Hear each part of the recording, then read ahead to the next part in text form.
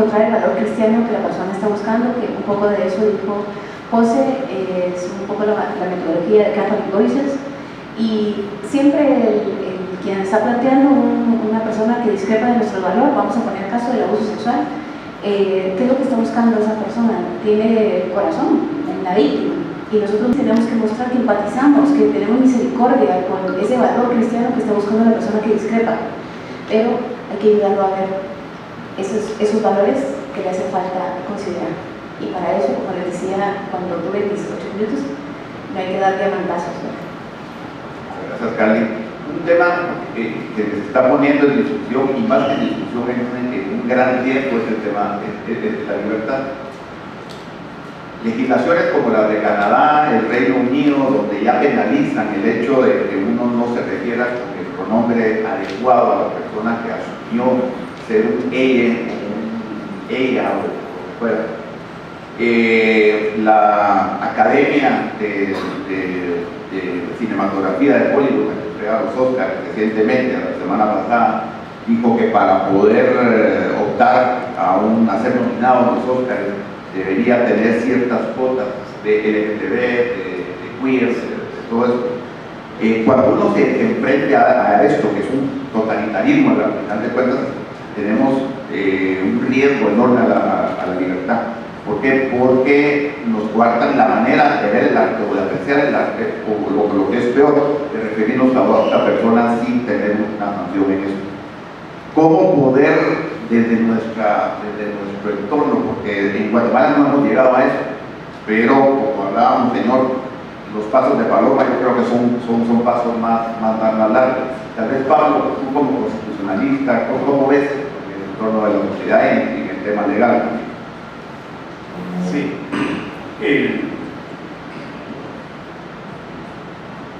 Pues abogado, perdón, se me sale, ese principio de igualdad, no discriminación, se manifiesta, o quiere decir, en que todas las personas deben ser tratadas con las condiciones particulares de la persona, y en eso como expresión también de su libertad. El punto es que no es posible, un reto que traté de mencionarlo, que por un lado se pretenda exigir, garantizar o tutelar ciertos llamados derechos, que ya de por sí es una discusión importante si son derechos o no, de entrada, pero que por el otro lado se castigue o se sancione otra forma probada y comprobada, porque no es simplemente una forma de pensar, una forma de expresar, es justamente, y como el señor lo mencionaba, toda esa fundamentación y sustento para una forma de pensar y pues dan los valores cristianos. A lo que voy es, no puede, bajo el argumento de una libertad, restringirse la libertad de quienes profesan los valores cristianos, porque se estaría dando la contradicción. O sea, lo voy a poner desde una perspectiva, digamos, de libertad de expresión. Y no se puede hablar de la libertad de expresión, del reconocimiento de derechos, cuando a cierto grupo, en este caso, y cada vez más fuerte, los cristianos, se les está restringiendo, se les está sancionando, se les está vetando. Redes sociales, hay varios casos, incluso de sacerdotes, que les han clausurado, no sé cuál es la palabra que utilizan, en Facebook con esto, por profesar, por anunciar su verdad, su convicción, que es la que compartimos y que nuevamente tiene sustento. O sea, no es, lo mencionaba también, no son ocurrencias, y es que muchas veces hay ocurrencias que ya lo mencionaba, ya lanzándolo hacia animales, plantas y no sé qué más, y no sé qué más, pero entonces de punto de partida tiene que aplicar esa bilateralidad también. José, hablabas de, y mencionabas a Pío XII, cuando decía que los cristianos somos los laicos, somos la primera línea de la iglesia, y tal vez con el perdón de Monseñor, no necesariamente todo el tiempo nos ven volar como esa primera línea. Y hay un espacio que como laicos tenemos que ganar en el entorno de la iglesia. Voy a poner un ejemplo reciente. En Colombia, para la Feria del Libro de Bogotá, se invitó a un autor muy famoso que estaba escribiendo el tema de la batalla cultural, ha generado mucho debate y muchos libros, y tenía apartado un encuentro en la Feria del Libro, que fue uno de los más grandes, que se llenó de gente, y otro encuentro en una de las universidades en Bogotá, y era una universidad católica. 2 días antes de ese encuentro, esta universidad le cancela a él la presentación porque dice que tiene un discurso homofóbico, porque va en contra de los valores que ellos predican, y siendo un foro mero universitario, donde debería haber un debate de ideas, un choque de ideas, es el foro ideal para él. Y segundo, es un espacio cristiano.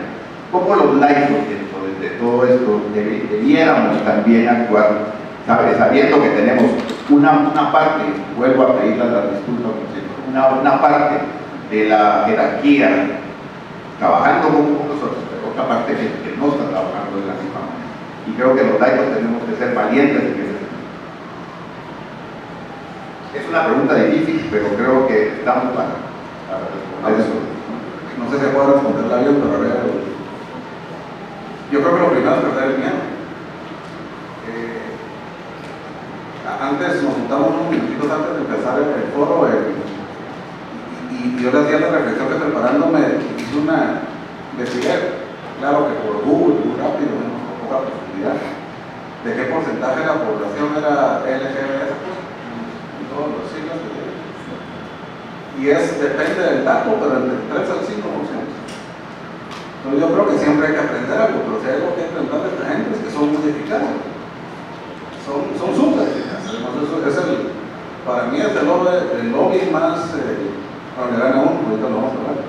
Entonces el movimiento más eficaz que con poca gente está dictando quién dice y quién no, y quién habla y quién no, y moviendo leyes, haciendo cosas. Yo ahí creo que hay un llamado a la acción y un llamado a dejar de tener miedo. Pero en esa línea creo que nos hace falta el no resistirnos a y empezar a tener algo por qué luchar. No físicamente, un poco lo que sé de ingeniería es, cuando uno tiene que resistir, la acción siempre es pasiva. Como que están en contra mí, siempre el empujar implica hacer algo. Y yo creo que los laicos no nos hemos puesto a la tarea de ver qué sí, y qué sí lucho, y por qué sí voy. Es mucho más sexy pelear por algo que estar en contra de algo. Y ese luchar por algo es luchar por buenos. Entonces, ¿por qué no, en lugar de resistir que algunas legislaciones acepten un matrimonio que no es, ¿por qué no pelear por legislación que lo defienda de que sí es? ¿Por qué no, en lugar de decir que no a algo, decimos que sí a otra cosa? Yo tengo, dijéramos un ejemplo, y aquí les digo, soy parte del foro universitario de los liberianos. Yo siento que mi universidad tiene mucho que mejorar, pero no es responsabilidad de la universidad, es responsabilidad mía. Es parte de mi agradecimiento de haberme formado ahí. Pues me tengo que primero quitar el miedo, pero otra cosa es proponer algo, porque si voy a esperar a que ellos salgan para resistir, no vamos a cambiar nada nunca. ¿Y qué es proponer? Volver a que si tengan estas discusiones se deberían tener ahí en la universidad, no aquí fuera de ella. ¿Por qué no pedir que allá se hable de estas cosas y se toman la verdad? ¿Por qué no pedir que allá, en lugar de cerrar las cortinas, se abran las luces y se tengan? Bueno, aquí lo pedir. No creo que vamos a quedar muy bien, pero que no pasa nada. Ya lo sé, la incomodidad que hay, pero entonces yo, terminando, es perder el miedo, ser más audaces, cristiano, caritativamente más audaces, pero tener algo por qué luchar, no algo que aguantar. Pero tal vez deberíamos luchar por universidades que sí sean católicas, y por familia, porque se defiende la familia, y por ver eso. Así que yo creo que es aprender del activismo, tener algo por qué luchar y perder el miedo. Gracias, José. Que valiente respuesta. Nos queda muy poco tiempo, solo les quisiera pedir a los 3 panelistas que en 2 minutos pudieran cada uno dar, perdón por el tiempo, Cali, yo creo que esto da para mucho más, pero un mensaje de cierre, algo que quisieran recalcar de las presentaciones de cada uno. ¿Cada uno o la? No, la puede. Yo dije, quieren un resumen de las demás, a ver si puse atención.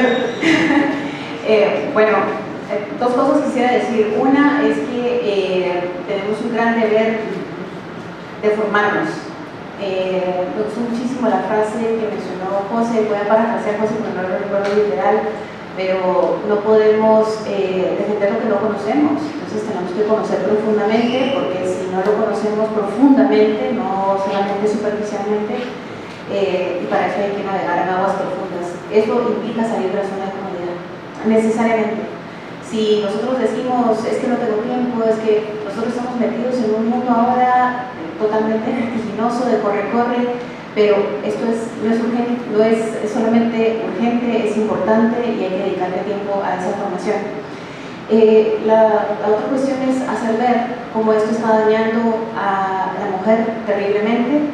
También está feminizando al hombre, la masculinidad está siendo robada y está dañando gravemente a los niños y a los adolescentes. Esto está causando daños insospechados y eso vamos a pagar la factura, ¿verdad? Como sociedad. Y creo que no se ve, porque como se vocifera que son derechos, en cuanto uno habla del tema, dice eres antiderechos y se encargan, ¿verdad? Hay todo un consenso mundial para llamarnos antiderechos y no usar ciertas frases y usar algunas. Y por último, el tema de la libertad. Creo que nosotros tenemos que estar muy convencidos que estamos del lado luminoso de la fuerza y que estar de este lado libera, es liberador. El mal siempre esclaviza, siempre. Y antes se entendía que las cosas eran malas porque eran pecado. Entonces hacen un esfuerzo por quitar a Dios de la esfera pública, porque con eso quitan el pecado. Y entonces lo malo y lo malo. Nosotros tenemos que ayudar a ver, sobre todo a la gente que tenemos alcance y ser ambiciosos en esto, que las cosas no son malas porque son pecados, sino son pecados porque son malas. Gracias. Yo voy a compensar el tiempo que me excedí, muy brevemente. Creo que tenemos que poner en práctica esa solidaridad cristiana, no sentirnos satisfechos por nosotros, nuestros círculos cercanos, sino atrevernos también a ayudar, a facilitar, sobre todo a nuevas generaciones, a ese descubrimiento de la verdad, a ese reconocimiento y autovaloración de lo que conlleva la ética, lo que lleva a hacer las cosas bien, lo que es bueno y que puedan darse cuenta de lo que no es bueno.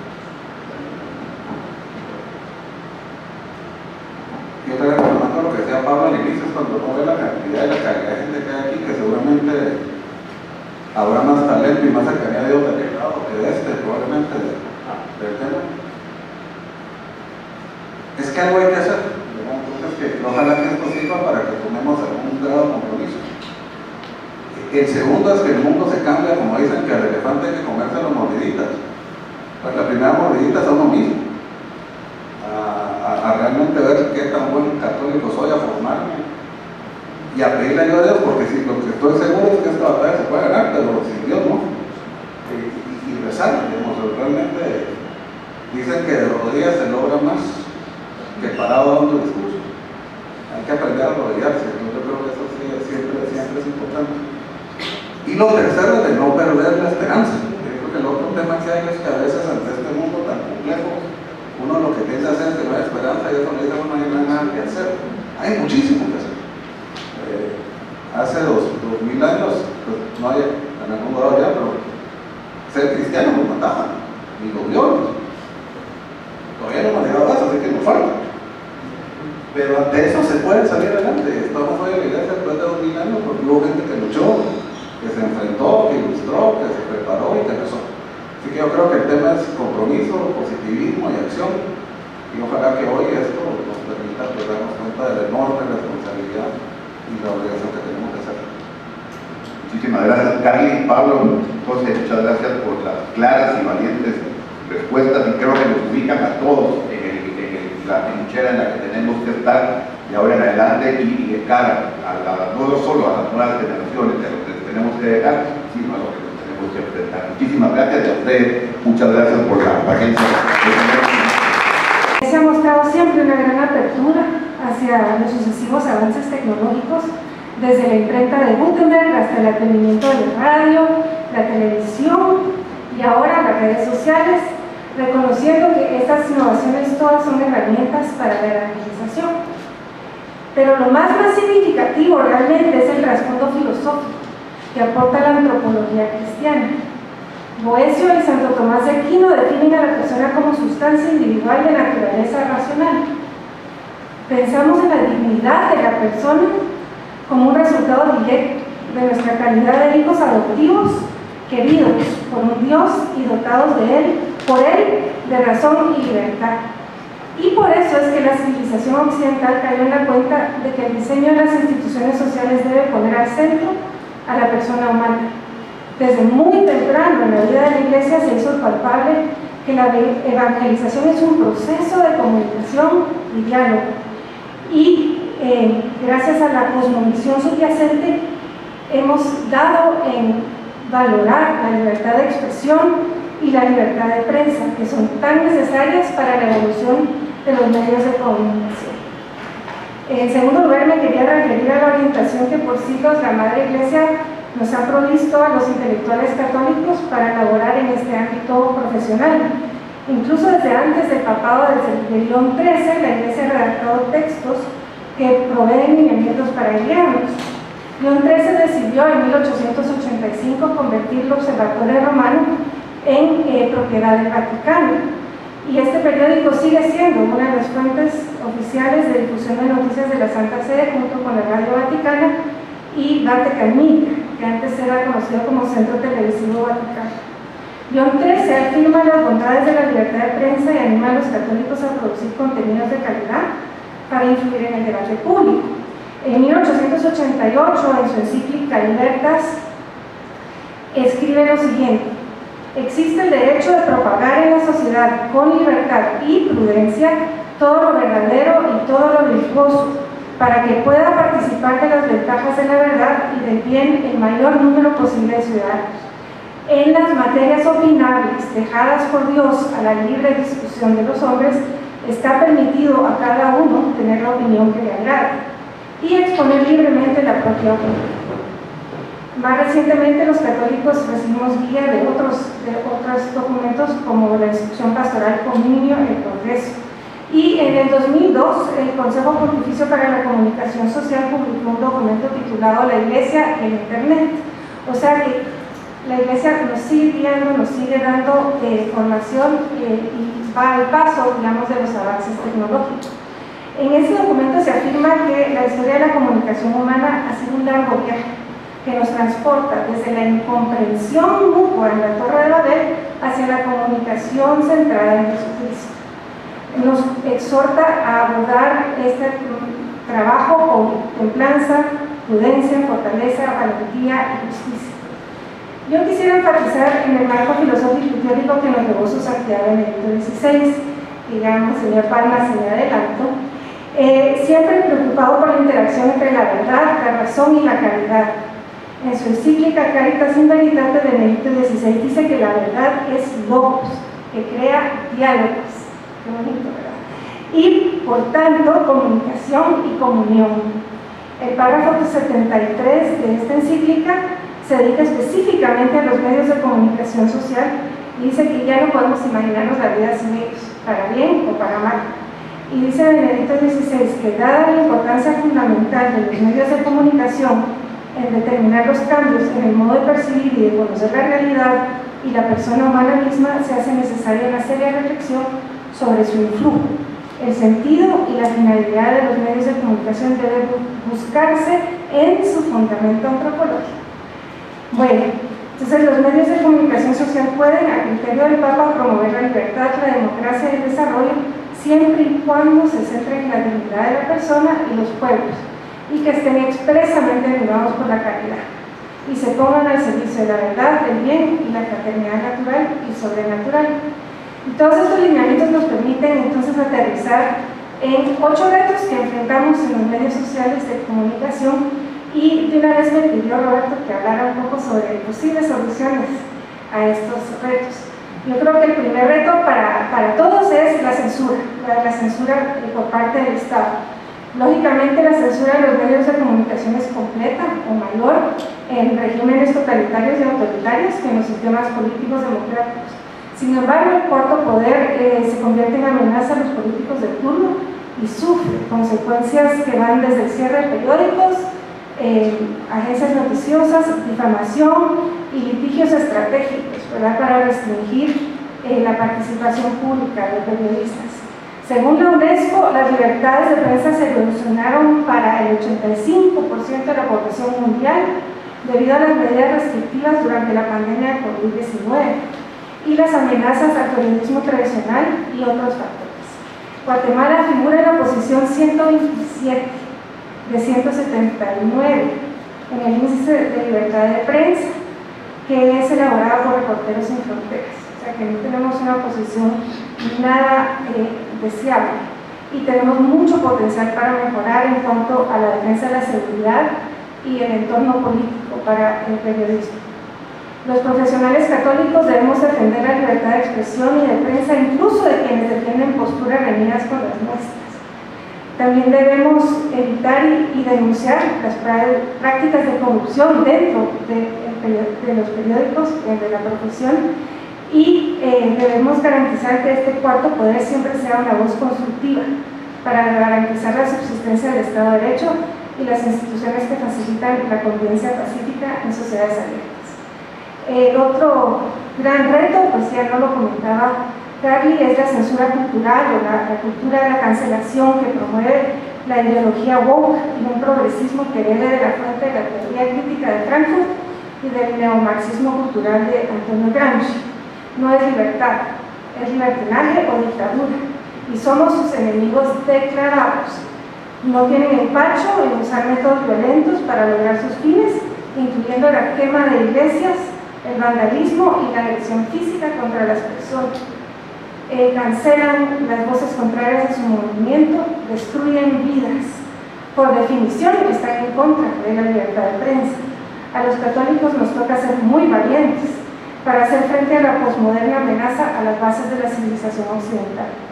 He notado que han cosechado algunos éxitos laicos que están trabajando a través de blogs personales para derribar algunas de las ideas e incoherencias de la lógica del progresismo, y también quienes están luchando con un buen sentido del humor, como por ejemplo el sitio humorístico cristiano que se llama Babylon Bee.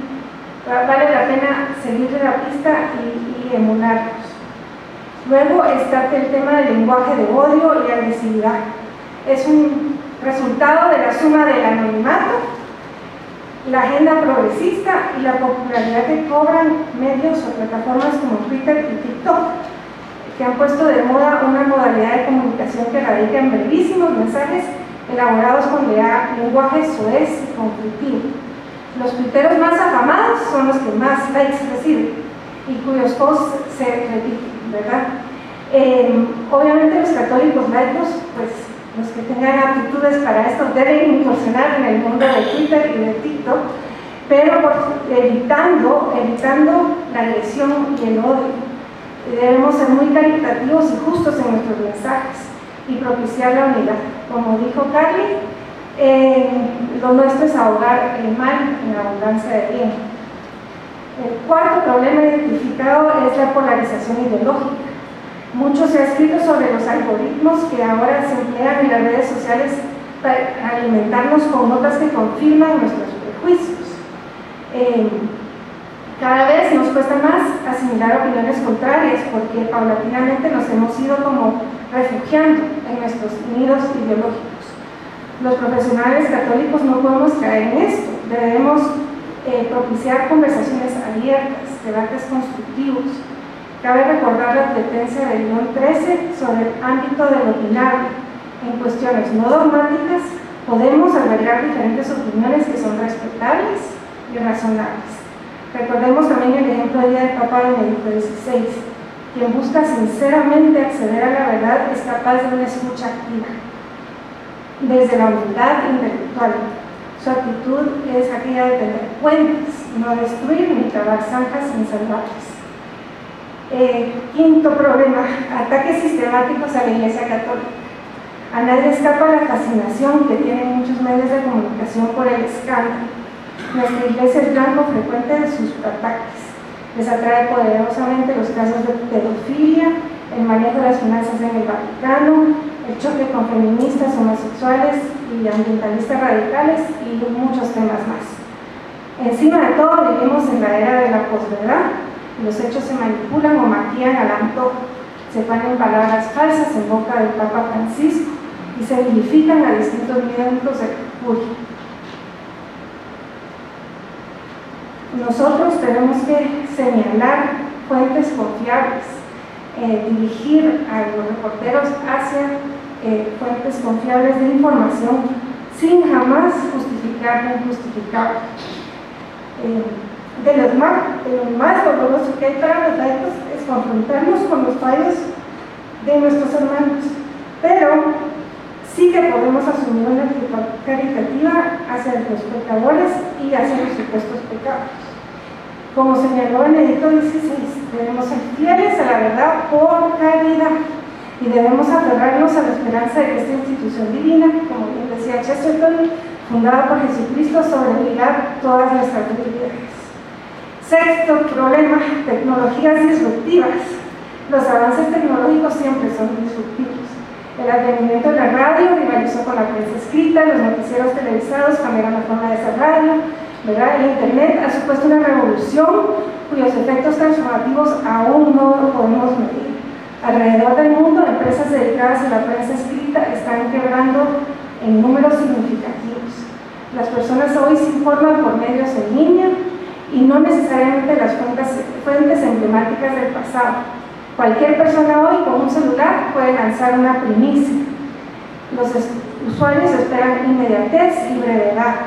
Algunos de estos cambios nos asustan, pero nuevamente, en aras de promover la libre emisión del pensamiento, para acceder a la verdad, los católicos debemos influir positivamente en la discusión de los nuevos medios tecnológicos a nuestra disposición y promover un abordaje ético de nuestras nuevas herramientas, sin inclinarnos por la censura ni leyes prohibitivas. Séptimo reto, profesionalización de los medios de comunicación católicos. A lo largo de los años han surgido muchos medios de comunicación expresamente católicos alrededor del mundo, más allá de los servicios noticiosos de la Santa Sede. Aquí en Guatemala tenemos un periódico, Misión, y varios radios y canales televisivos.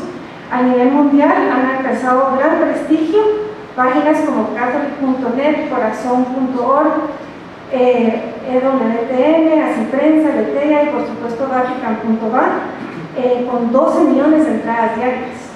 Los profesionales católicos podemos aportar nuestros conocimientos, y aquí hay un rol para los laicos, aportar nuestros conocimientos a la mejora de estas operaciones. Conocimientos no solo en materia de prensa, sino también administrativos, contables, de mercadeo, contenido programático y más, ¿verdad? Estos medios católicos compiten contra medios comerciales y deben ofrecer productos de alta calidad, entretenimiento y un gran valor informativo y evangelizador. Y último, quería referirme a lo que ahora está muy de moda, que es comprobación de los hechos, o en inglés fact-checking, ¿verdad? Se ha puesto muy de moda la verificación o comprobación de los hechos en la cobertura de las noticias. Entonces, por ejemplo, si el candidato presidencial Donald Trump da un discurso, instantáneamente van a haber personas que van a decir: aquí mintió, aquí exageró, aquí esto. Entonces, esto debemos de notar que la comprobación de los hechos tiene una carga ideológica también, ¿verdad? Y muchos de los opositores políticos buscan el desprestigio del contrincante haciéndolo ver como mentiroso, pero presenta una ventaja para los católicos, porque nosotros queremos buscar la verdad. Entonces debemos aprovechar esta nueva tendencia que es de gran relevancia para esclarecer el hecho de que no hay solo verdades objetivas, sino que hay una verdad objetiva y que la podemos encontrar. Más allá de estas subjetivísimas y atómicas verdades relativas, y más allá del relativismo moral, sobre el cual nos advirtió repetidas veces Benedicto XVI, vale la pena buscar una verdad generalmente compartida. Y creo que ese es nuestro gran desafío. Buenas tardes, agradezco al Foro de Profesionales Universitarios Landivarianos la invitación a participar aquí y poder compartir con ustedes algunas reflexiones, como lo dice ahí el título, el rol del intelectual católico en la educación. Pero antes de pasar justo a ese tema, yo quisiera iniciar con lo que el Papa Benedicto XVI y el Papa Juan Pablo II dijeron lo que eran los laicos, porque por ahí es que tenemos que empezar quiénes somos los laicos, y nos indicaban que se asigna a todos los fieles que han sido bautizados y han recibido el Espíritu Santo y han recibido la misión que les va a corresponder en la vida y han recibido la vocación, y que todos lo van a hacer de acuerdo a la misión que les corresponde. Ser bautizados y recibir el Espíritu Santo es estar al amparo de los 10 mandamientos. O sea que Jesús no nos dejó desamparados desde el hecho del nacimiento. Y aquí hay una frase que creo que es bien importante, y es el hecho que la unidad entre fe y vida es confiada a los laicos. ¿Y para qué es confiada a los laicos? Para poder descubrir por la fe la dignidad de hijos de Dios, superando así una visión puramente humana. ¿Qué obtenemos nosotros a través del bautismo? Común dignidad de hijos de Dios, y quisiera así detenerme un poco acá, que justamente lo que menos respetamos hoy en día es la dignidad de los demás. Siempre estamos pensando en mejor que quién somos, ¿verdad? Somos mejor que este, somos mejor que aquel, y se nos olvida que todos los seres humanos somos iguales en dignidad porque somos hijos de Dios. Entonces por ahí tendríamos que empezar en que todos realmente nos veamos iguales. Tenemos la vocación común que alguien habló, a la santidad. Nosotros estamos aquí para ser santos, pero no para ser la Madre Teresa, todos nosotros, o San Agustín, sino para que realmente la vida la llevemos en rectitud y de acuerdo a esos 10 mandamientos que Jesús nos dejó para la eternidad. Y luego la misión común evangelizadora de la Iglesia. Sí tenemos la misión de la evangelización y no la hacemos. Y simplemente la podríamos hacer con nuestro ejemplo de vida, con nuestras actitudes, con la forma de hablar, con la forma realmente de tratar a los demás. Es así como nosotros podríamos llevar como laicos verdaderos lo que hemos recibido en el bautismo. Dice, cada uno tenemos nuestra propia misión. Las misiones no son las mismas para todas las personas. Luego tenemos aquí el papel de la Iglesia en la educación. Voy a empezar con decirles lo siguiente. En el contexto que nos han puesto en el panel anterior, realmente tenemos una educación que está a la deriva y está aún peor después de todo lo que nos ha pasado con la pandemia del COVID-19.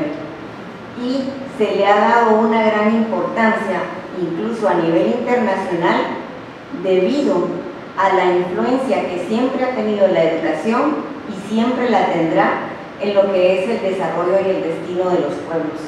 Por esa razón es que siempre se ha insistido en que la educación debemos de ponerle mucho ojo en cualquier proceso que tengamos de gobierno, porque justamente ahí es donde vamos a formar a los futuros ciudadanos. Y por esa razón es que le estamos dando esa importancia a la educación. Y quiero decir algo más. Hoy hay muchas expectativas en lo que puede ser la educación cristiana, como que pudiera ser el estado paradigmático que nos indicara cuál es el verdadero camino para la formación integral de la persona, y también a la expectativa de qué podemos y debemos hacer por el bien de la educación nacional. También la Iglesia se ha ocupado, como lo pudieron haber visto ya, en lo que ha considerado lo que es un proyecto educativo. Y lo más importante es que asume y valora al hombre en su realidad histórica y cultural concreta, al hombre en su realidad histórica y cultural concreta. No somos todos iguales en ese sentido. Y por eso brota dentro de un contexto político, social, económico, religioso, porque somos seres humanos integrales. La educación, dice, va a ayudar al hombre a sentirse parte viviente y activa del proyecto histórico integrado por diversas culturas, regiones, clases sociales, y a lo que todos aspiran hoy es a tener una vida digna humana, que no la tenemos. Y digo, no la tenemos es decir mucho, porque todos los que estamos hoy aquí somos seres privilegiados, pero hay una buena cantidad de nuestros hermanos guatemaltecos que no tienen una vida digna. La síntesis, por esa razón, entre cultura y fe, no es solo una exigencia de la cultura, y aquí el monseñor nos la dirá, es una exigencia también de la fe por lo siguiente. Dice, una fe que no se hace cultura es una fe que no se ha recibido plenamente. No está enteramente pensada y lo que es peor, no es fielmente vivida, y eso lo dijo San Juan Pablo II en 1982. También la Iglesia nos ha indicado cómo poder diseñar un currículum culturalmente pertinente. Ustedes esa palabra la habrán oído muchísimas veces, debe de ser culturalmente elaborado, pero aquí nos indica qué significa realmente esto, y es que se haga en función, vean ustedes, a lo mejor y más valioso de cada uno de los ámbitos espaciales, sea este internacional, sea nacional, sea regional, sea local, y pueda incorporar a la vez los aportes más significativos del pasado, del presente y de los proyectos a futuro, de acuerdo al signo de los tiempos. Ya no es que tenemos que aprender un montón de cosas que no nos van a servir de nada, sino ha de ser lo más importante que nos va a ayudar a desarrollarnos integralmente de acuerdo a los signos de los tiempos. Podríamos decir, de acuerdo al siglo XXI. El papel de los intelectuales en la educación. Yo lo resumo en estas palabras: ser testimonio de vida. ¿Por qué ser testimonio de vida? Porque cuando nosotros hablamos de la educación estamos hablando de niños y jóvenes que están en las manos de los docentes, quienes los están formando como los futuros ciudadanos de este país. Y todas las veces que hablamos sobre esto es cuando alguien está enfermo, quiere el mejor médico, ¿verdad? ¿O no? Cuando alguien quiere hacer una fiesta, por decirlo así, quiere la mejor fiesta. Pero cuando queremos educar a nuestros hijos, no buscamos precisamente el mejor colegio o la mejor escuela. Y hoy tenemos un problema muy grave con las escuelas públicas. Tenemos un atraso terrible en lo que es los procesos de aprendizaje, y por eso es que tenemos que ponerle mucha ojo a esta situación. Y les quise hablar de un principio del papel de los laicos, porque laicos somos todos y todos somos iglesia, pero los que somos intelectuales es porque recibimos dones adicionales, y entonces tenemos una doble misión, tenemos un doble compromiso. Yo les decía que todos los que estamos aquí somos seres privilegiados, porque todos pasamos incluso por la universidad. Hay un porcentaje, hay más de 2 millones de niños sobre edad y jóvenes que están fuera del sistema educativo y nadie está haciendo por ellos nada.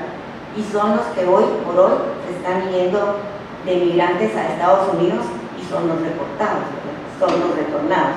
Entonces, quiero ponerlos en ese contexto, porque cuando hablamos del papel del intelectual, tenemos que hablar de una doble visión, de un doble compromiso, de una doble formación.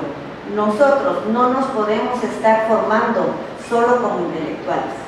Debemos estarnos formando también como católicos en el espíritu y en la religión. Si no nos formamos, no vamos a poder hacer nada.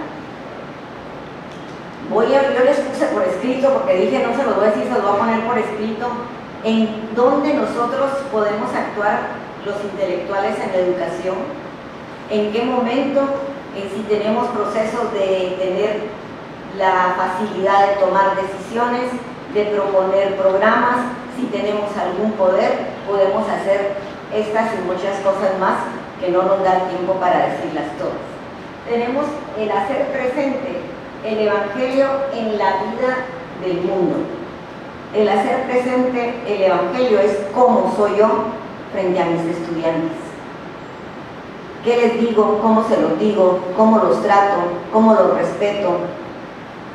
Ese es el primer punto. El segundo es vivir la fe de forma coherente y comprometida. Y eso, Monseñor, no me dejará mentir que es lo más difícil y que eso sería parte de un foro, porque realmente eso es bien complicado. Anunciar y vivir el Evangelio con nuestra vida. Nosotros podemos anunciar el Evangelio a través de nosotros mismos, viviéndolo. Y si nos da la vida, la oportunidad de poderlo hacer de otra forma, lo podemos hacer de otra forma y de la forma que nosotros más podamos hacerlo, porque no todos tenemos ni la facilidad de palabra, ni la facilidad de convencimiento, pero si nosotros nos hemos preparado, tengan la certeza que el Espíritu Santo va a actuar por nosotros. Luego tenemos, y aquí es algo muy importante, tomar en cuenta la doctrina social de la Iglesia. ¿Por qué? Porque son criterios los que existen ahí e inspiraciones válidos para leyes y programas sociales justos. Y algo muy importante, válidos para leyes y programas sociales, para leyes. Quiere decir que nosotros podemos proponer leyes a la luz de la doctrina social de la Iglesia, podemos hacerlo. Y programas justos dice que se asientan, y esto es lo más importante, en valores universales que van a superar el relativismo. Hoy hemos hablado aquí del relativismo porque hoy estamos viviendo el relativismo. Pero si nosotros nos abocamos a los documentos de la Iglesia, y estoy hablando solo de uno, de la doctrina social de la Iglesia, pero tenemos la Biblia, tenemos la teología, tenemos la pastoral social, tenemos el catecismo, que con eso es que nosotros nos debemos de preparar para poder realmente responder en donde estemos trabajando o en el papel que estemos desempeñando, sea este muy alto, sea este medio, sea este bajo. Lo importante es hacerlo bien y de acuerdo a los principios de la Iglesia, y yo añadiría, porque soy landivariana, a los principios ignacianos. Buscar el verdadero bien humano, no buscar el beneficio propio, que es lo que normalmente hacemos, es buscar el bien de los demás. Hacer más comprensible a todos el íntimo vínculo que hay y que existe entre fe y ciencia, que Jonas ya nos hablaba, Monseñor, que eso es muy importante, entre el Evangelio y la cultura. ¿Por qué? Porque cuando hablamos de la ciencia y hablamos de la cultura, pues estamos hablando de los seres humanos, porque no estamos hablando de, qué sé yo, de Marte, ¿verdad? Estamos hablando de esta Tierra. Entonces no es cierto que exista una gran división y que si no es religión no es ciencia, y si no es ciencia no es religión. A eso es lo que nosotros debemos de contribuir con los niños y los jóvenes en la educación. Comprometerse y exigir a todos a promover para todos una verdadera libertad educativa, incluso mediante una adecuada legislación civil. Nosotros, los laicos, podemos hacer propuestas de lo que debe ser una ley de educación en este país. Nosotros, los laicos intelectuales, debemos ser creativos para hacer las propuestas de los programas que creemos que se deben llevar a cabo para responder a las necesidades reales de nuestros jóvenes en el país. Dice hacer valer también que la formación no es privilegio de algunos, hoy es privilegio de algunos, sino que es un derecho y un deber de todos. No estamos hablando solo de derechos, estamos hablando que es derecho y deber de todos la educación, porque así como nosotros somos los privilegiados, ¿cómo se lo debemos devolver al país? Nosotros se lo deberemos de devolver ese privilegio en servicio, y en servicio bien hecho, no me ¿verdad? Porque las cosas solo hay una forma de hacerlas y es hacerlas bien. Luego, cada uno debe de contar, dice, con los materiales necesarios para que cada quien pueda realizar su vocación y su misión, porque nosotros tenemos que esforzarnos por crecer en obtener y poder hacer esa misión que nos ha sido conferida y también poder realizar la vocación. Y eso es lo que más le falta a nuestros estudiantes hoy en día, porque no son realmente, diría yo, vistos como personas y personas individuales. Y luego superar la división entre, que también ya nos hablaron, entre conciencia humana y conciencia cristiana. No hay una división. Somos cristianos y somos humanos. Y somos humanos y somos cristianos. La existencia en este mundo temporal y la apertura a una vida eterna. Vivimos en el tiempo, vivimos en este mundo, pero podemos provocar a otros a que conozcan la existencia de que hay una vida mejor que esta. Y fe y vida. Si nosotros no vivimos la fe, no digamos que somos católicos, definitivamente. Y les decía yo hace un momento de ese más de 2 millones de jóvenes que tenemos sin ser atendidos y que realmente es parte nuestra, es parte de nuestra responsabilidad, aunque no lo creamos, pero así es como el hecho de que nosotros tenemos la exigencia de que la educación sea intercultural, como lo dice la Iglesia, no solo para las escuelas bilingües, sino también para todas las escuelas. La educación en un país multicultural tiene que ser intercultural y existe la exigencia de que nosotros participemos como iglesia en las escuelas para tratar de evitar la discriminación que hoy vivimos. Hoy vivimos discriminación en este país y cada uno de nosotros también tenemos cierta responsabilidad en ello. Y para terminar, hablando de los chicos, pues decirles lo siguiente: los jóvenes constituyen una fuerza excepcional y son un gran desafío para el futuro de la Iglesia. Los intelectuales tenemos la responsabilidad de sus futuros y nosotros tenemos esa responsabilidad desde donde estemos de que estos jóvenes realmente adquieran el derecho que tienen de vivir humanamente. Muchísimas gracias. Algo que hemos sentido todos los que estamos aquí reunidos. Digo sentido porque esta reunión es una reunión intelectual, pero lo que nos ha llevado a escuchar el enorme compromiso que tenemos como católicos, como cristianos católicos, la responsabilidad, creo que nos hace sentir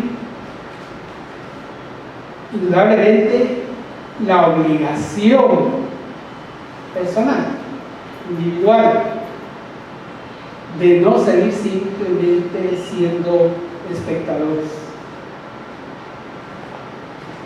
El mundo se nos está yendo de las manos. Las creencias, los principios y sobre todo la verdad está siendo tergiversada, está siendo convertida en algo más que no es más que la mentira, Y no nos olvidemos, hablamos de fe, hablamos de vida, pero el demonio es el padre de la mentira. Y contra él hay que luchar. Y se presenta de muchas maneras, de muchas formas. Por eso, el intelectual, yo hice la misma pregunta por acá, y a mí, ¿por qué me dijeron intelectual católico?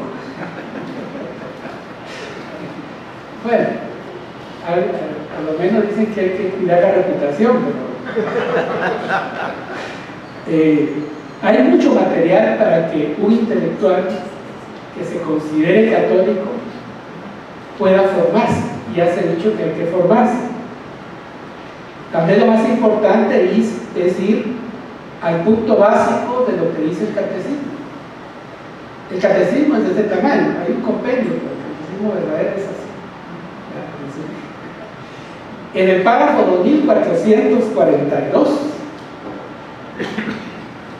dice que los fieles cristianos laicos intervienen en la vida política y social, animando con espíritu cristiano las realidades temporales como testigos del Evangelio y constructores de la paz y la justicia. Porque el cristianismo no es una corriente ideológica, no nos confundamos. Hay algunos que la han querido asociar, ¿verdad? Pero no somos un partido político ni una corriente ideológica. De cierta manera, aquellos que todavía viven el concepto del extremismo, por un lado, de la supremacía del egoísmo individualista extremo, o por el otro, la supremacía del colectivismo o de la mayoría aplastante, todos somos testigos, la historia lo ha demostrado, que todo lo único que logran es desvalorizar, degradar al ser humano. La doctrina social de la Iglesia, de la que hemos recordado hoy, pone a la persona y su dignidad por encima del capital, del Estado, de cualquier estructura o sistema. El cristiano católico resulta ser realmente una tercera cosmovisión, si lo quisiéramos ver así, pero cimentada en lo más valioso, en la dignidad del ser humano, la dignidad humana. Yo quisiera decir que en esta tarde que estamos enfrentando épocas que nosotros decimos que son épocas extraordinarias, pero si uno mira la historia, siempre ha habido situaciones complejas, difíciles. De hecho, mi generación, es una generación que no está en una guerra mundial. Estuvimos en una pandemia como la de 2019, por ahí, pero no estamos en una guerra mundial. Hay otros que han tenido que sufrir el hambre a nivel global. ¿Cuál es el papel entonces de un intelectual católico, un cristiano intelectual católico, de frente a lo que hemos conversado aquí? Al relativismo, al pluralismo, porque no es tarea de la Iglesia dar las soluciones concretas temporales. No nos equivoquemos. Los curas que se meten a eso están ahí de todo, ¿verdad? No, porque Dios nos ha dejado a nosotros el juicio libre y responsable a cada uno, porque las actividades políticas apuntan hacia la realización concreta del verdadero bien humano y social. Es cierto, los cristianos católicos profesionales, porque estamos hablando de profesionales en este salón, en el plano de la militancia política concreta, Lo que tenemos es una gran pluralidad de partidos. En cualquiera de ellos puede militar un católico. No hay partidos católicos. Pues. Acuérdense. Lo que se busca es, porque hay muchas formas de ejercitar nuestro catolicismo, porque la verdad es que la representación parlamentaria en el gobierno municipal, el gobierno central, hay muchas formas de hacerlo. Lo que sí no se vale es que un fiel cristiano, católico, pueda apelar al principio del pluralismo y de autonomía de los laicos para favorecer soluciones que comprometan las exigencias éticas para el bien común de la sociedad. La acción política debe ser conforme a principios, porque lo que está en juego en ese mundo líquido, difuso, de esas verdades relativas, de ese engaño, de esa mentira, ya sabemos de dónde viene, está en juego la esencia del orden moral, que concierne fundamentalmente al bien integral de la persona. Por ejemplo, es el caso de las leyes en materia de aborto o eutanasia. Y hay que decir las cosas por su nombre. Claro, en la eutanasia no hay que confundir con la renuncia al ensañamiento terapéutico, que podría ser moralmente legítimo. Pero nuestro mandato como católicos, somos católicos y no son buenos, hay principios fundamentales. La vida es tutelar el derecho primario de la vida desde la concepción hasta el término natural, toda la historia completa. Respetar y proteger los derechos del embrión humano, salvaguardar la tutela y la promoción de la familia, no esas otras cosas que quieren llamar familia. La libertad de los padres en la educación de sus hijos, la tutela de los menores y la liberación de las víctimas de modernas formas de esclavitud. No hay tiempo para profundizar. Y recordar que los católicos siempre estamos en busca de la paz, propiciamos siempre la paz, porque la paz siempre es obra de la justicia y efecto de la caridad, lo cual exige el rechazo radical y absoluto de la violencia o el terrorismo. La mayoría no siempre tiene la razón. Cuidado. Existen valores que ni siquiera las mayorías democráticas pueden poner en tela de juicio. La matanza de inocentes nunca puede ser elevada a derecho por parte de ningún poder. Me voy a robar 7, 8 ya que hay minutos de reír,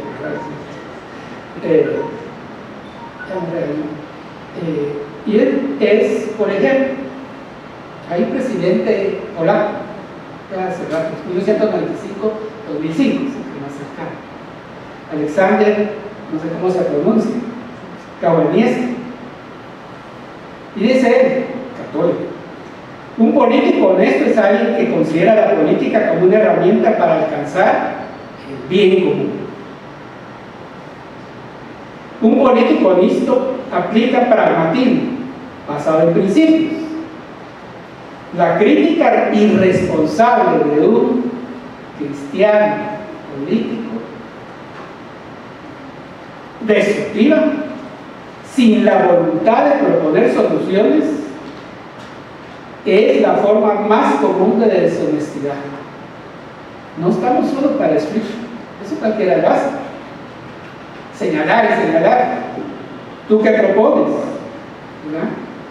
Y luego, el papel del intelectual católico en la política es defender ideas que no son populares, pero son correctas. En mi vida personal, yo he estado en todos los lugares de diputado, no digas que fuiste diputado. También he sido funcionario público, he sido ministro de Finanzas, superintendente de bancos, gerente general del Banco de Guatemala. Estuve en 2 periodos como diputado, presidente de la Comisión de Finanzas, presidente de la Comisión de Previsión y Seguridad Social, y he estado, y no tienen idea del valor de lo que ustedes han señalado, y que todos lo podemos hacer, absolutamente todos. Es el valor, a veces ni siquiera hay que mover la boca, es el valor del ejemplo. Yo no les voy a contar cuántas veces me quisieron sobornar, no sé quién decía que eran champurradas por un voto, o cuántas veces me amenazaron de muerte con un papel impreso, todavía que recuerdo, todavía matricial de la impresora, diciendo: tu hijo tal va en el bus seco de robe, lo vamos a matar. O decirle a un presidente o a un candidato, no, que quería que fuera su ministro de Finanzas, y yo le pregunto: mira, si me pasó ya con 2, ¿estamos dispuestos a dar la vida por cambiar este país? Uno de ellos, va a fallecer, me dijo: llamen a Barrientos, que le venga, no pasa nada, sino que se vea, que le venga a explicar a José Alejandro que vamos a estar bien seguros. Y otro, por ahí anda de candidato a diputado, me dijo, cuando yo dije: mire, estaba dispuesto a, pues, ¿por qué existe? No es obra de Dios, pero nosotros tenemos el ejemplo de 2000 años de personas que estuvieron dispuestas no solo a escribir la Biblia, sino que a morir crucificadas por su fe. Y de manera que termino diciendo: nosotros tenemos que convertirnos en luz en medio de la oscuridad, ser positivos y forjadores de esperanza, demostrando, como dije, con nuestro ejemplo y sobre todo valentía. Hay que inculcar en los jóvenes, en los hijos, en los nietos, hay que ser valientes. No tengáis miedo. ¿Recuerdan quién nos decía eso? Hay que ser valientes, porque podemos hacer la diferencia. Ahí está la diferencia. Ejercer una crítica constructiva para restaurar el verdadero, auténtico y trascendente valor de la política. Los preciados valores democráticos republicanos, las libertades, derechos y obligaciones ciudadanas deben ser las bases para reconstruir un país nuevo y diferente. Ojalá todos los que estemos acá salgamos de aquí convencidos de que vale la pena y no podemos seguir siendo pasivos.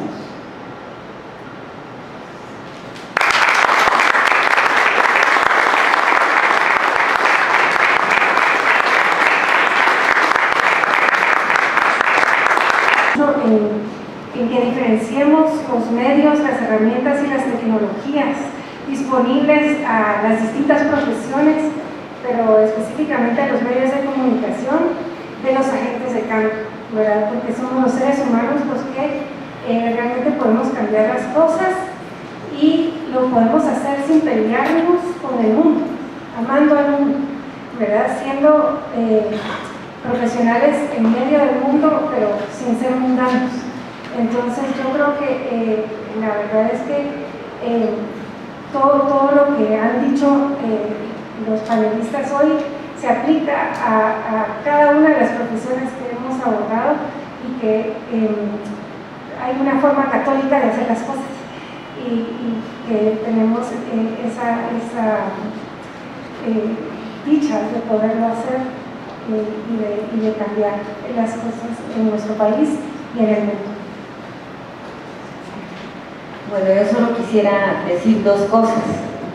Una, pedirle a los que estén aquí, delegados de las universidades, de que realmente tienen un compromiso muy serio, porque las universidades son las que forman a los docentes. Y por eso los formadores de formadores tienen que ser lo mejor. Y en la línea que nosotros estamos hablando el día de hoy. Si los formadores están mal, los estudiantes están mal y los docentes están mal, y seguiremos teniendo profesionales de secundaria mediocres, porque a eso hemos llegado, a la mediocridad, al menor esfuerzo. Entonces sí pedirles a las universidades que hay que hacer una revisión muy seria en lo que es la formación de docentes. Y lo segundo, pedirle al foro de profesionales landivarianos que no se cansen, que continúen adelante. Creo que es un movimiento que debe de crecer, que debe de llegar a otros, especialmente en ese aspecto formativo que estamos necesitando tanto. Porque ya les digo, con la parte intelectual cada quien se preocupa por estar al día de qué es lo que está pasando en su profesión, pero en la parte espiritual a veces nos conformamos con ir a misa los domingos, y creo que es ahí donde realmente debemos poner el énfasis. Muchas gracias. No es fácil, no es fácil ser cristiano católico, francamente no es fácil, ¿verdad? Verdaderamente cuesta. Escuché a un amigo recientemente que me decía: estoy preocupado, me decía. Uno de mis hijos le gusta la política.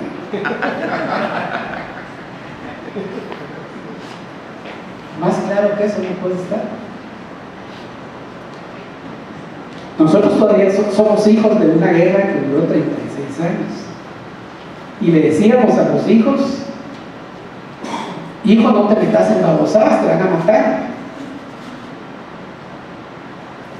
Y ahora no tenemos liderazgos. Si los mataban. Pero también, si eso hubiera sido el criterio de los primeros cristianos, de los 12 apóstoles, te van a matar.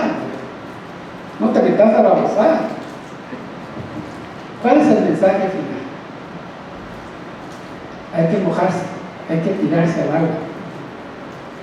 Y entre mejor preparados intelectualmente estemos, más éxito vamos a tener.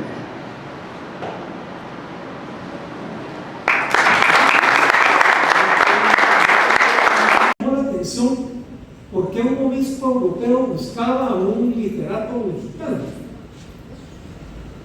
Y la sorpresa fue que el obispo le dijo a Said: a mí me parece muy bien lo del concilio, me parecen muy bien las preocupaciones sociales, me parecen muy bien los procesos de puesta al día, pero para que haya catolicismo por los próximos siglos, debemos hacer renacer la cultura católica.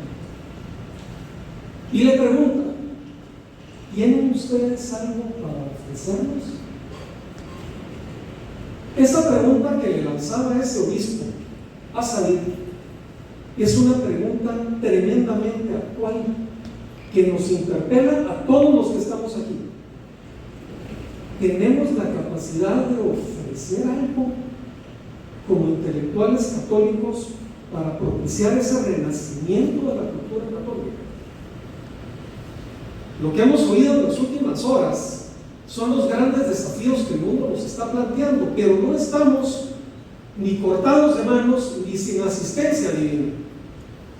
Y es ahí donde estamos llamados, como católicos y como intelectuales, a poner nuestro aporte. Yo quisiera dejar 3 mensajes acá de lo que debería ser la actitud de un intelectual católico, ya no en un ámbito específico, sino en todos los ámbitos. Lo primero, ya lo decía José Alejandro, no tener miedo. Que nos quieren arrinconar, no, dar la cara. Que nos quieren señalar, tampoco. mal silenciar. Que hay que tener presencia y vida pública con caridad, con educación, con respeto, sí, pero no tener miedo, como decía San Juan Pablo II. Lo segundo es salir al encuentro del tercero. No es más admisible que nuestras preocupaciones se queden en una tertulia de café.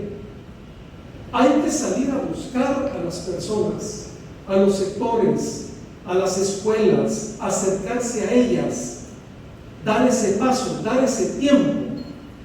Hoy, más de 80 intelectuales católicos se han dado cita aquí por espacio de más de 3 horas. Eso es un mensaje muy importante de compromiso.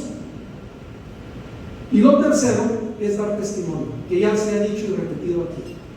Si no somos capaces de ser coherentes, cualquier esfuerzo que se haga va a ser de cortas miras. Entonces, pienso que el tema de no tener miedo, de salir al encuentro de alguien más y de dar testimonio son herramientas valiosísimas para el intelectual católico. Sin duda alguna, cuando hablamos de intelectuales, ya el padre Ruiz nos recordaba papeles importantes que han jugado a lo largo de la vida y mencionaba muchos. Pero yo quisiera señalar algunas cualidades de los intelectuales católicos para que podamos, en ese proceso de renacer de la cultura católica, llevar a buen término nuestro propósito. Ojalá y pudiéramos tener de nuevo la alegría y la jocosidad de un Chesterton para hablar las cosas de la verdad en un lenguaje sencillo, aproximable, alegre. Ojalá tuviéramos ese espíritu de lucha de ese personaje hoy en la historia totalmente olvidado, Windthorst, un hombre miope de 1,50 m, enfermo, de más de 80 años, que se le plantó a Bismarck en la lucha del Kulturkampf cuando se pretendía expulsar a la Iglesia Católica de la vida social de Alemania, y este hombre con una paciencia y perseverancia peleó durante 20 años frente al personaje más importante de Europa y le ganó el combate en el largo plazo. Ojalá y tuviéramos más Windthorst. Ojalá y tuviéramos también la claridad conceptual de John Henry Newman, un hombre convertido, un hombre que venía de las filas del anglicanismo y decide dejar detrás su pasado y en una sociedad muy cerrada como la británica decir voy a ser católico y luego ser capaz de explicar con total claridad cómo uno de los cerebros más privilegiados de Inglaterra dio el paso de convertirse al catolicismo. Ojalá y tuviéramos también esa claridad. Y luego, la grandeza de espíritu de Adenauer. Porque recoger las cenizas del pueblo alemán, un pueblo que se sentía avergonzado, destruido, derrotado, y volverle a imprimir a ese pueblo alemán orgullo, dignidad, vocación, conciliación, tolerancia, conversar con el enemigo que le había vencido, solamente se puede deber a una dignidad, a una gran condición de espíritu que pudo él trasladar en su desempeño político. Y no hablamos de un político de 25 años, hablamos de una persona que llegó al poder en Alemania ya siendo un hombre muy mayor. Así que hay retos que tenemos los intelectuales católicos, tenemos ejemplos que tenemos que ponerlos a la vista para lograr movilizar más voces de las que están aquí convocadas. Y quiero concluir con 2 mensajes. El primero, ¿cómo salir de aquí con un mandato? Es decir, hemos escuchado intervenciones verdaderamente valiosas. ¿Qué aspiramos como foro de profesionales con la organización de este encuentro? Yo propondría que si todos los que estamos aquí salimos pensando en un proyecto personal para trasladar las ideas que hemos tenido aquí a nuestro entorno, a nuestra familia, al trabajo, al segmento profesional donde me voy, un proyecto personal. creo que vamos a empezar a hacer verdaderamente la diferencia. ¿Por qué no conversar estos temas con las gentes que nos rodean? Voy a hacer una confesión hoy aquí, no lo he dicho casi nunca. Mi interés por conocer toda la riqueza intelectual y patrimonial de la Iglesia Católica me vino de una conversación con una persona. Probablemente esta persona no sabe ni jamás se enteró de que en la conversación que tuvo conmigo me sembró la semilla de la curiosidad por descubrir el patrimonio cultural, intelectual y teológico de la Iglesia Católica. Este encuentro que tenemos hoy aquí fue fruto de una conversación casual. Vean el poder que tiene tener una conversación con alguien, porque puede cambiar la vida de las personas. Ese es un proyecto personal que nos gustaría ver que pueda concretarse. Coordinar entre los esfuerzos actuales. Hoy acá se han mencionado esfuerzos que están haciéndose desde AFI, desde el Instituto Fe y Libertad, de la Sociedad Chesterton, del Foro de Profesionales Landivarianos.